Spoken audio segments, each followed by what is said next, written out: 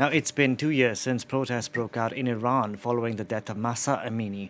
The 22-year-old died in custody after she was detained by morality police for improperly wearing her veil. The months long mass protest movement which ensued shook the Islamic Republic to its core, but a heavy handed crackdown soon followed.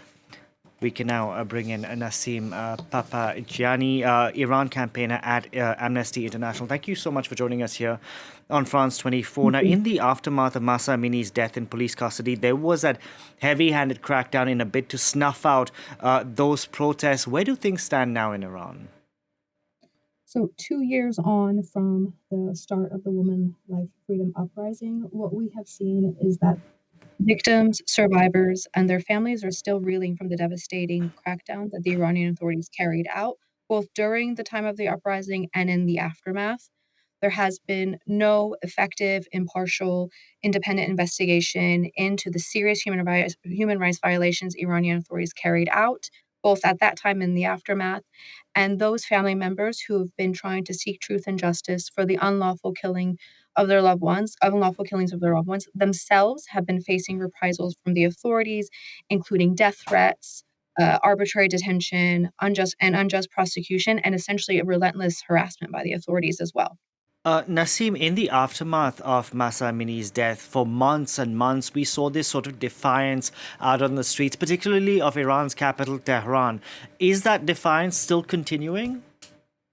During the uprising, there were nationwide protests across the country, protesting and with people protesting against decades of oppression and gender-based discrimination. And since that time, we have seen that the powerful women's rights movement, which started before the death in custody of Gina Amini, but continued has grown stronger, with many women and girls still appearing in public, defying draconian and discriminatory forced veiling laws without their mandatory headscarves in public, riding the metro, walking in public. And this movement really very much continues inside the country. So the movement continues. I want to talk about the change of leadership at the top because, of course, since Mahsa Amini's death, Iran has a new president now. Masoud Pezeshkian is seen as a reformer. He's even named a critic of the country's notorious morality police as his vice president for women and family affairs. Is that just for optics, or is there a real change happening on that front?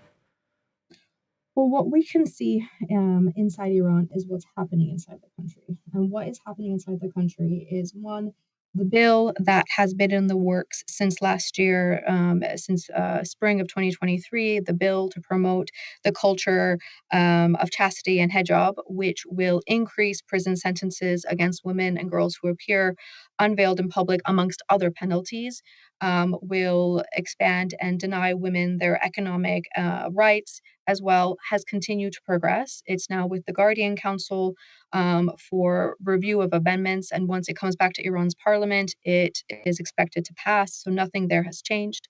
What we've also seen is that the enforcers of Iran's discriminatory forced veiling laws continue to enforce it in the streets.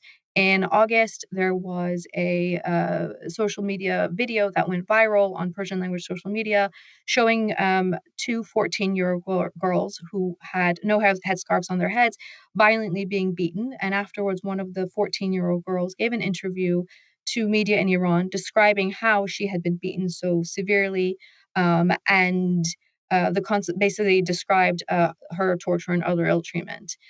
So really, we haven't actually seen anything on the ground to indicate the situation has changed. If anything, the authorities' commitment to implementing compulsory veiling in public spaces very much seems something that they remain committed to based on the situation on the ground. Nassim, we see that there have been calls for the international community to take more action, but what does action really look like? Considering sanctions and stuff doesn't really influence what's going on inside the country.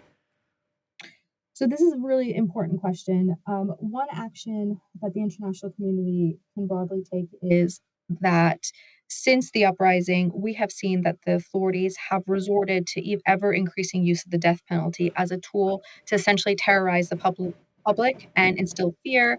There have been increased numbers of executions. 2023 marked the highest number of executions carried out in Iran in the last 8 years. All indications for 2024 also show distressingly that pattern is set to continue onwards. So one could be taking action, calling on the Iranian authorities to immediately implement a moratorium on all executions with a view to abolishing the death penalty. Speaking out against their use of the death penalty puts them under pressure. But also beyond that, because there is no domestic prospect for justice inside Iran, as family members who've been seeking truth and justice repeatedly have demonstrated, what can happen is, and this is what Amnesty International is calling for states to initiate criminal investigations into suspected Iranian officials who are suspected of committing crimes under international law and once there's sufficient evidence, issue arrest warrants and seek prosecutions against those officials to send a clear signal to the Iranian authorities that the international community will take action against the crimes that they've been carrying out and serious human rights violations. Nassim Papayianni, we're going to have to leave with that. Thank you very much for joining us on the program today. Thank you.